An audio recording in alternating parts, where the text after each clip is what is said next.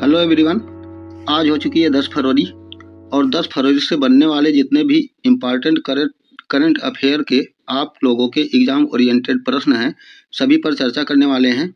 और बता दें, किसी कारणवश 9 फरवरी की क्लास नहीं हो सकी थी, तो इस सेशन में आप लोगों को 9 और 10 फरवरी यानी कि दोनों दिनों का करंट अफेयर देखने को मिल जाएगा। बात किया जाए यहाँ पर इसके आगे, तो इसके पहले वाले सेशन में हम लोगों ने प्रश्नों को देखा था। उन्हीं प्रश्नों को, उनमें से जितने भी इम्पॉर्टेंट प्रश्न बनने वाले हैं उस पर एक बार नज़र डालते हुए आज के सेशन को स्टार्ट करेंगे। तो हमने देख चुका था 2026 के शीतकालीन ओलंपिक खेलों का आयोजन इटली में किया गया था। भारत के पहले सहकारी आधारित राइड हेलिंग प्लेटफॉर्म का नाम भारत टैक्सी। किस राज्य ने देश में पहली बार वरिष्ठ नागरिकों के लिए एल्डरली बजट पेश किया है? तो केरल ने। मणिपुर की पहली महिला उप मुख्यमंत्री के रूप में नेमचा किपगेन को नियुक्त किया गया है। WPL 2026 के player of the tournament Sophie Devine को नियुक्त किया गया। जनवरी 2026 में कौन सी कंपनी 1 ट्रिलियन अमेरिकी डॉलर के बाजार पूंजीकरण को हासिल करने वाली दुनिया की पहली खुदरा कंपनी बनी है? तो वॉलमार्ट इंक हो जाती है। और शहरी झुग्गी झोपड़ियों में रहने वाले बच्चों के लिए शिक्षा तक पहुंच में सुधार लाने के लिए प्रतिष्ठित ग्लोबल टीचर पुरस्कार रूबल नागी को मिला है। वर्ष 2025 में 22वें उपेंद्र नाथ ब्रह्मा मानवता के सिपाही पुरस्कार से यहाँ पर आशी दोरजी वांगचुक को दिया गया है, यानी कि सम्मानित किया गया है। और केंद्र सरकार ने 2030 तक भारत को कुपोषण मुक्त बनाने का लक्ष्य रखा है। और बात किया जाए यहाँ पर, मध्य प्रदेश भारत का राज्य हो जाता है जो कि विश्व का सबसे बड़ा फ्लोटिंग सोलर प्लांट यानी कि तैरता हुआ सोलर संयंत्र जो कि 600 मेगावाट पूरी क्षमता के साथ चालू हो चुका है। इसके बाद बात करते हैं यहाँ पर आज यानी कि 9 फरवरी और 10 फरवरी से बनने वाले जितने भी इम्पॉर्टेंट प्रश्न हैं उस पर चर्चा करते हैं। पहला प्रश्न देखते हैं कि भारतीय क्रिकेट टीम ने किस देश को हराकर 6वीं बार अंडर 19 वनडे क्रिकेट विश्व कप का खिताब जीता है? तो यहाँ पर सही ऑप्शन हो जाता है ऑप्शन नंबर डी, इंग्लैंड। यानी कि भारतीय क्रिकेट टीम ने इंग्लैंड को हरा करके अंडर 19 वनडे क्रिकेट विश्व कप का 6वीं बार खिताब जीत लिया है। और इसके बारे में थोड़ा सा देखा जाए तो यहाँ पर देख सकते हैं कि भारत ने 6वीं बार अंडर 19 वर्ल्ड कप जीत लिया है, जिसको बात किया जाए तो यहाँ पर इंग्लैंड को हरा करके टीम ने यहाँ पर जो अंडर 19 वर्ल्ड कप खेला गया यह हरारे स्पोर्ट क्लब में खेला गया था, जिसमें 100 रनों से हराकर इंग्लैंड को भारत ने 6वीं बार यह खिताब अपने नाम किया है। बात किया जाए तो इंडिया ने 4 बार यह टूर्नामेंट जीता है। और उसके बाद बात किया जाए तो 2024 के सीजन में भारतीय टीम को फाइनल में ऑस्ट्रेलिया ने हराया था। और इस जीत के साथ हमने बता दिया कि भारत 4 बार लगातार ICC टूर्नामेंट जीत ली है। और इंडिया ने यहाँ पर देखा जाए तो पिछले साल women's world cup champions trophy जो कि 2024 में T20 वर्ल्ड कप हुआ था उसको भी यहाँ पर जीत लिया था। और बात किया जाए यहाँ पर भारत ने सबसे ज़्यादा 6 बार यानी कि जो इस बार का टूर्नामेंट हुआ है अंडर 19 का, जो कि इंग्लैंड को हरा करके इंडिया ने जीता है, 6वीं बार इस टूर्नामेंट को अपने नाम किया है। और बात किया जाए यहाँ पर तो ऑस्ट्रेलिया ने 4 बार जीता है। यहाँ पर देखा जाए तो पहली बार 1988 में जीता था, दूसरी बार 2002 में, तीसरी बार 2010 में और चौथी बार 2024 में जीता था। और 2026 का बात किया जाए तो इंडिया ने इंग्लैंड को हरा करके अपने नाम किया है।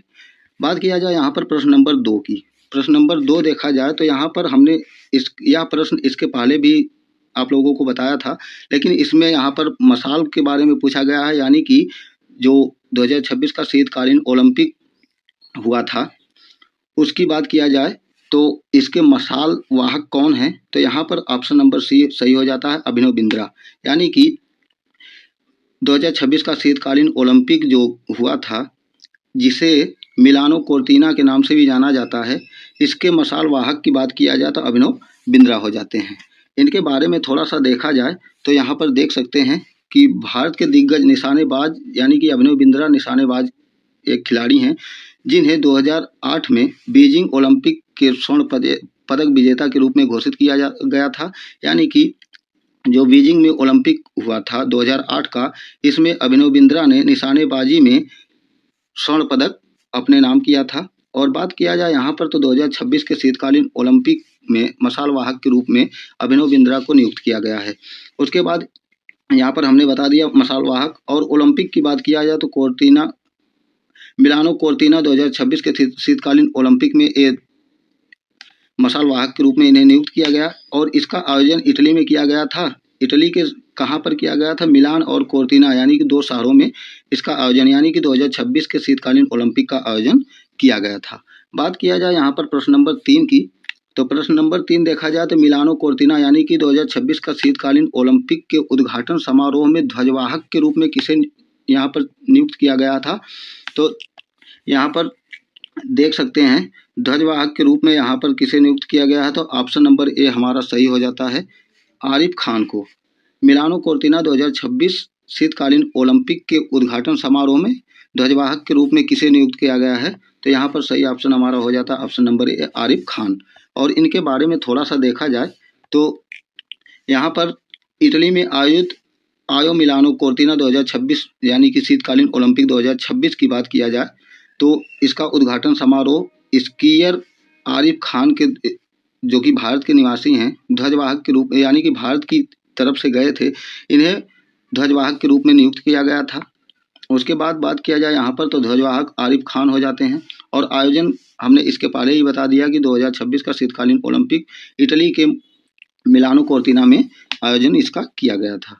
उसके बाद बात किया जाए यहाँ पर हाल ही के यानी कि रिसेंटली के स्पोर्ट करंट अफेयर की बात किया जाए तो यहाँ पर WPL 2026 का खिताब RCB ने अपने नाम किया था। प्रो रेसलिंग लीग 2026 का हरियाणा थंडर्स ने जीता है। 72वां महिला सीनियर राष्ट्रीय कबड्डी टूर्नामेंट 2026 का विजेता हरियाणा रहा है। ऑस्ट्रेलियन ओपन का महिला एकल टेनिस का खिताब एलेना रायबकीना ने और ऑस्ट्रेलियन ओपन का पुरुष एकल टेनिस का खिताब कार्लोस अल्कराज ने। और यहाँ पर बात किया जाए 300 यानी कि 500 सिंगल मुकाबले जीतने वाली भारत की पहली शटलर PV सिंधु बन जाती हैं। ओलंपिक मेडल जीतने वाली भारतीय पहली बैडमिंटन खिलाड़ी साइना नेहवाल हो जाती हैं जिन्होंने ओलंपिक से संन्यास ले ली है। और भूटान के सोनम यानी कि सोनम एसे की बात किया जाए तो पुरुष T20 अंतर्राष्ट्रीय में 8 विकेट लेने वाले पहले गेंदबाज बने हैं। और स्मृति मंधाना महिला T20I में भारत के लिए पहली खिलाड़ी बन जाती हैं जिन्होंने 4000 रन बनाया है। यहाँ पर बात किया जाए BWF वर्ल्ड टूर फाइनल्स की 2025 में सात्विक साईराज और चिराग शेट्टी ने कांस्य पदक जीता है। और बात किया जाए यहाँ पर 2025 की पहली सेफ महिला क्लब चैंपियनशिप यहाँ पर ईस्ट बंगाल FC हो जाती है। बात किया जाए यहाँ पर प्रश्न नंबर 4 की, प्रश्न नंबर 4 देखा जाए तो हाल ही में यूनेस्को ने भारत के किस शहर को सिटी ऑफ लिटरेचर के बाद हेरिटेज सेफ्टी ऑफ सिटी का दर्जा दिया है? तो यहाँ पर हमारा सही ऑप्शन नंबर बी हो जाता है, कोझिकोड। यानी कि केरल का कोझिकोड जो शहर है इसे सिटी ऑफ लिटरेचर के रूप में तो नियुक्त किया गया था, यानी कि सिटी ऑफ लिटरेचर का अवार्ड तो दिया गया था। अब हाल ही में यूनेस्को के द्वारा हेरिटेज सेफ्टी सिटी का भी दर्जा मिल चुका है।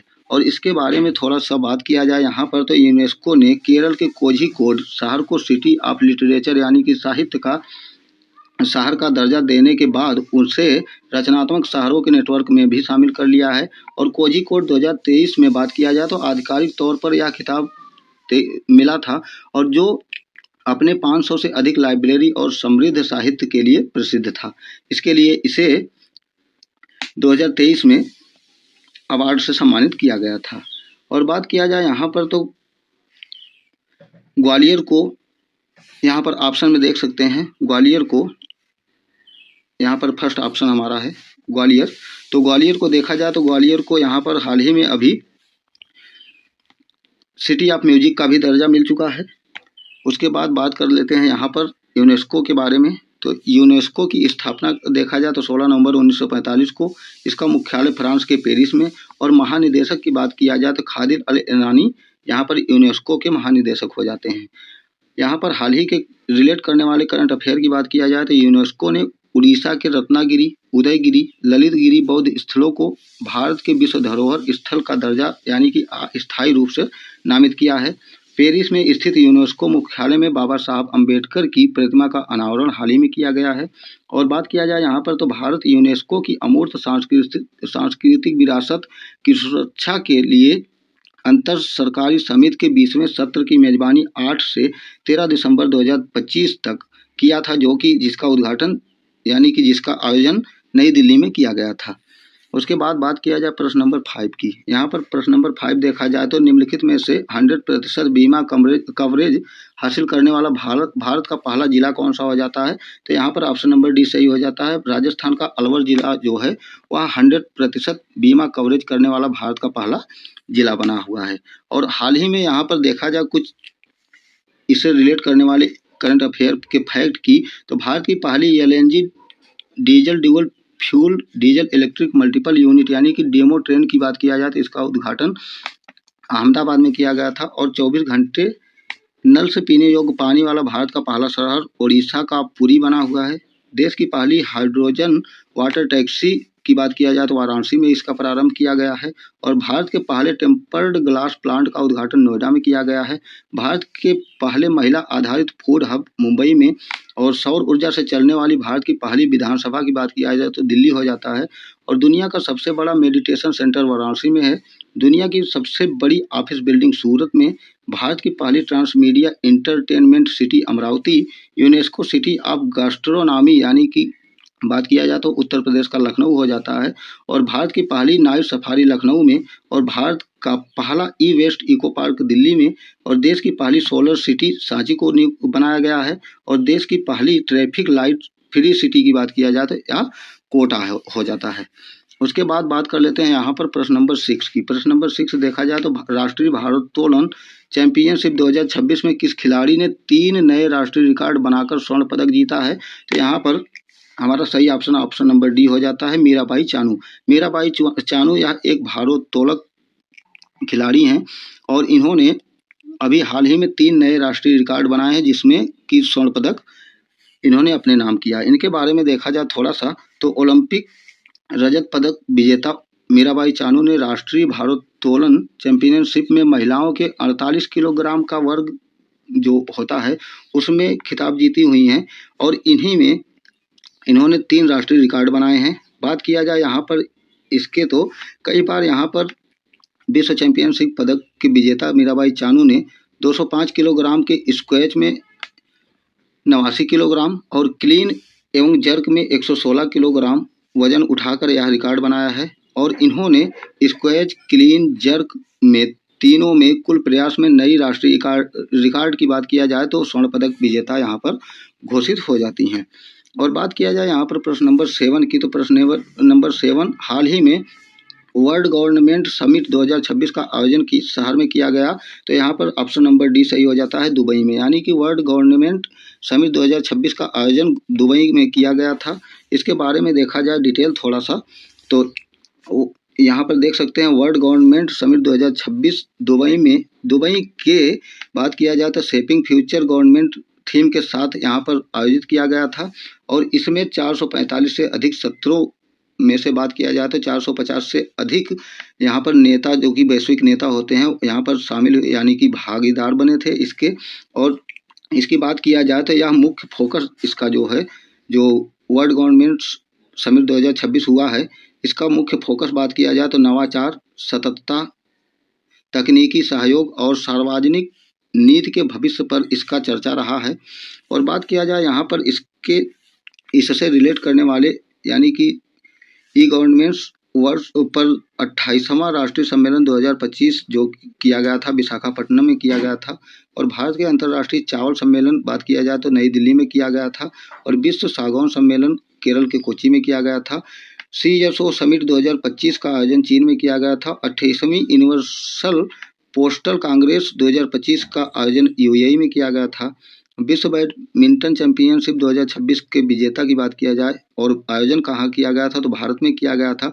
21वीं G20 समिट 2026 का आयोजन अमेरिका में। और दूसरे बिम्स्टेक बंदरगाह सम्मेलन का उद्घाटन आंध्र प्रदेश के विशाखापट्टनम में किया गया था। 51वां वार्षिक G7 शिखर सम्मेलन 2025 का आयोजन कनाडा में किया गया था। और ग्लेशियर के संरक्षण पर उच्च स्तरीय अंतर्राष्ट्रीय सम्मेलन तजाकिस्तान के दुशांबे में किया गया था। और वेब्स नामक दुनिया का सबसे बड़ा इंटरटेनमेंट सम्मेलन महाराष्ट्र में किया गया था, महाराष्ट्र के मुंबई में।